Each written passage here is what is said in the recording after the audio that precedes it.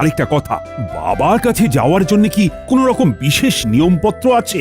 মহারাজ, সমস্ত অহংকার ছেড়ে, রাজবেশ ছেড়ে, সৈন্য ছাড়া একদম আর পাঁচটা সাধারণ মানুষের মতো পায়ে হেঁটে যান, তাহলেই দেখবেন বাবা আপন করে নিয়েছেন।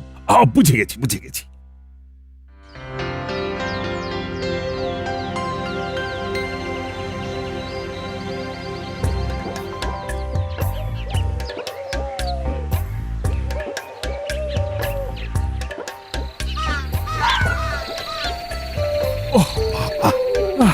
বাবা গো, মা গো, আর কতটা পথ গোপাল!